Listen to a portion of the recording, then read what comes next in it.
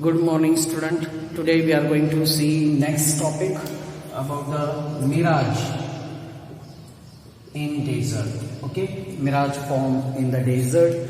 Most of the time in the desert we find that the inverted image of the tree. Okay, and it gives us a false impression of the water over here under the tree, right? And why this happens, and this concept is known as what? Mirage. How it forms. Now, during the hot days, we know that the sand gets heated up faster, and because of that, the layer of the air which are in contact of the sand, get warming up, right? And it become more hot and hot, which are in the contact air layer which is in the contact of the sand, than the layer of the air which is successively above the layer of the air, right? So here assume that this is the first layer of the air which is in the contact of the sand, this is second layer of the air which is in the contact of the sand, and third layer and the fourth layer. So we can see that the layer which is near to the sand heated up faster, and because of that it become rare. Then this small layer means it turns toward the denser, then it becomes a denser, it is more denser, which is away from the sand. So the upper layer, which is the upper layer of the air, is more denser than the layer of air which is below it, right? So here we can see that the air layer which is in the contact of the sand is least denser. It is least denser, or we can say most rare one. Now what happened actually, how this mirage is formed, right? Now when the ray of light passing from denser to rare medium, then we know that it gets turned away from the normal. It turns away from the normal that we had initially studied in the first lecture. Right now, here we are getting the image of the object when the reflected rays enter in our eye and the image is formed. So here also I assume that this is the ray of the incident ray which is passing from a layer of denser air to the layer of the least denser air, and because of that we find that it turns away from the normal. Again, from the second layer to the third layer, we find it turn more away from the normal. Again, when it entered into the another layer, which is a very rare one, that time it turned more away from the normal. So what happens actually over here? Here, as the angle of incidence is this much, then away from the normal, angle of incidence is this much, then away from the normal, angle of incidence this much, away from the normal. So as I increase the angle of incidence, I get here angle of refraction also increases over here in this case. And the case occurs in this case means at the specific angle of eye, we get angle of refraction is 90 degree. Means as the angle of incidence starts increasing over here, as they are entering into the successive layer of the air, we find angle of incidence increases at the second layer, and same as well as we find the angle of refraction also starts increasing over here, right? What we can find? See, denser, least denser, very least denser, and then rare. In each successive step, this incident ray, actually it is reflected from the tree, but now incident on the layer of the air, makes an angle of incidence at each stage. We find it is passing from denser to rare medium. Because of that, refracted ray turns away from the normal, turns away from the normal, turns away from the normal, and because of this angle of incidence increases. Now, say for an angle of incidence 30 degree, we get here a 45 degree angle of refraction. For the 60 degree, we get over here it is 75 degree. now more increase, say 75 degree, we are getting it, say 90 degree of refraction. Means here we find angle of incidence increases, similarly angle of refraction increases till angle of refraction become 90 degree. Okay, what happened after that? As it reaches, angle of refraction reaches to 90 degree. If we further increase angle of incidence due to this successive layer only, if the angle of incidence increases, then here the concept of PIR occurs. Means here no refraction of the light, actually there is a reflection of the light. Here I can tell you. See, here if I increase more angle of incidence, say 80 degree, then in this case the ray get reflected into the same medium. Reflected into the same medium. See here, up to this is incidence, refraction, incidence, refraction, reaches to 90 degree, more increase in angle of incidence. Now here it get reflected into the same medium. It get reflected into a same medium. So, okay, by obeying the law of reflection. Here, this reflected ray now enter in our eye. As I back produce this reflected ray, then I get the image form. Due to this successive denser layers from bottom to top, and this false impression is formed into the desert, and this happens only because of TIR, total internal reflection. This total internal reflection occurs when angle of incidence increased up to such an extent that angle of refraction become 90 degree, but after more increase in angle of incidence, we find that there is no refraction of the light, but light starts reflecting into the same medium, right? And that reflection is nothing but total internal reflection. Incidence, reflection. Incidence, reflection in the same medium. And due to that, this image is formed. That is known as what? Mirage. Okay. Now, next concept is about a glass slab. When the ray of light, okay, refraction of the light, refraction of light through glass slab. Okay.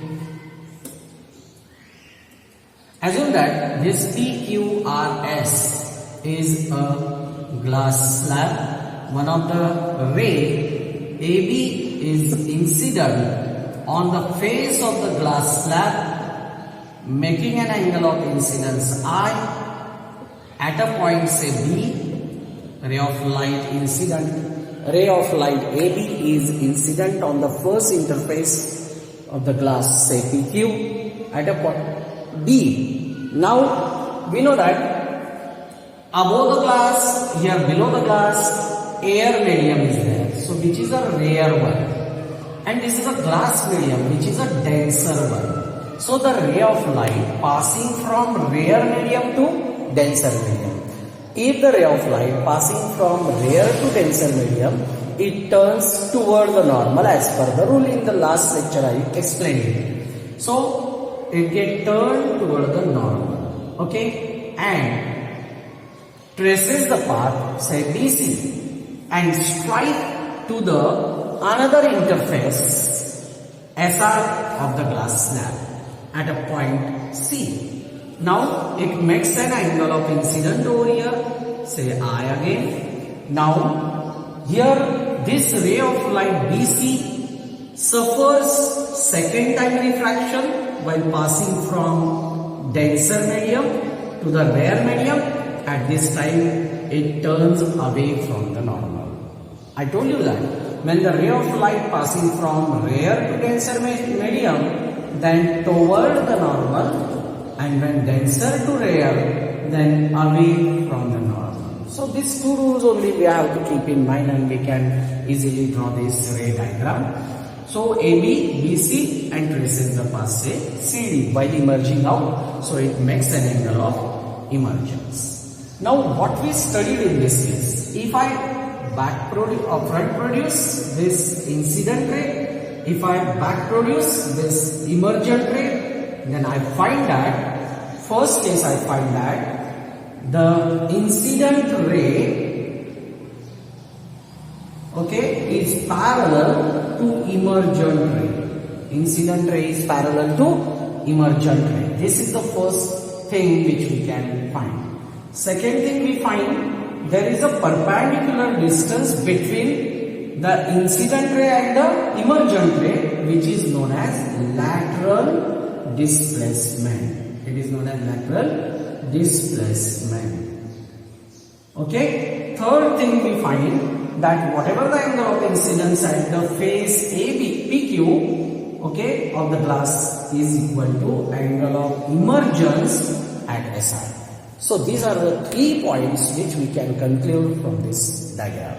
So refraction of the light through the glass slab, okay, gives us a 3 major conclusions. First, incident ray is parallel to emergent ray. Second, the perpendicular distance between incident ray and emergent ray is known as lateral displacement. Okay, it gets displaced because incident ray should go along this path, but it get change its path and go along the CD path, which suggests us that it get laterally displaced, and that perpendicular distance between front produce incident ray and back produce emergent ray is known as lateral displacement. This is our second conclusion. And third conclusion which we can get from this whole experiment is that angle of incidence is equal to angle of emergence. Okay, so these things you have to keep in mind in the in the exam. It is asked that a ray of diagram, complete a ray of diagram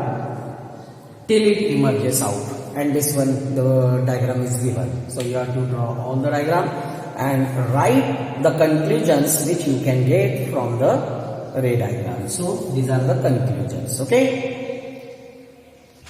Now let's study about the next concept, refraction of the light through prism.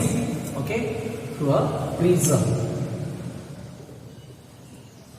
What is prism actually? Prism is nothing but a glass medium which is bounded by the 5 surfaces. Okay, these 2 surfaces are like this, say, okay, which are inclined, 2 triangular surfaces front and back, and 1 rectangular surface which is at downside. Okay, this is known as what? A prism.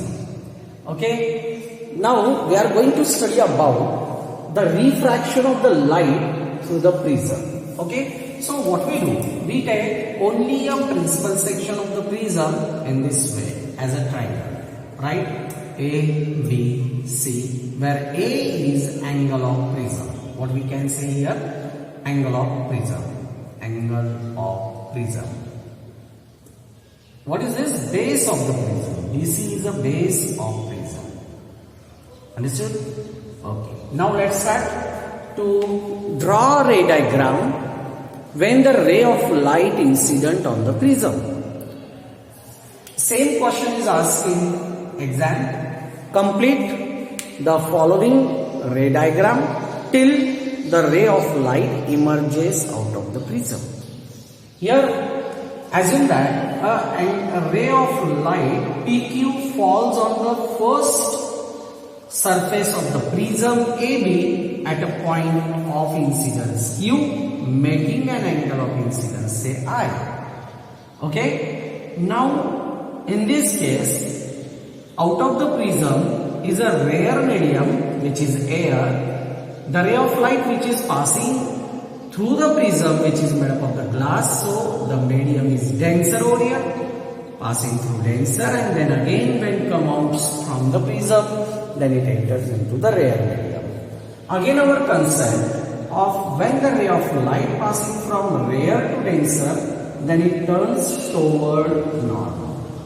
When the ray of light passing from denser to rare medium, then it passes away from the normal. Okay, so these two rules again we are using.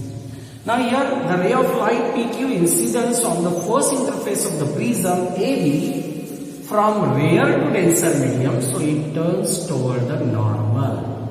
Okay, and traces the path QR. Again it strikes to the second interface of the prism, which is AC at a point R. Again it suffers for the refraction because it is passing from one medium to another medium. Already I told you what is refraction. Refraction means a bending property of the light while passing from one medium to another medium. Here also it is passing from one medium to another medium. So this QR makes an angle of incidence here with respect to the normal, and in this case it is passing from denser to rare medium, so it turns away from the normal and makes an angle of emergence, say E, traces the path RS. Now what we conclude from this diagram? We conclude that the first refracted ray QR is parallel to the base of the prism BC. Okay. Second thing we find from this diagram, angle of incidence is equal to angle of emergence. This is a practically it is found. We have to keep in mind only. Okay, so these two things you have to keep in mind. Any doubt in this section? If then you can ask me. No problem, because I am going to sum on your this online lecture, which is only for to make you clear about the topics if you have any doubt. Okay.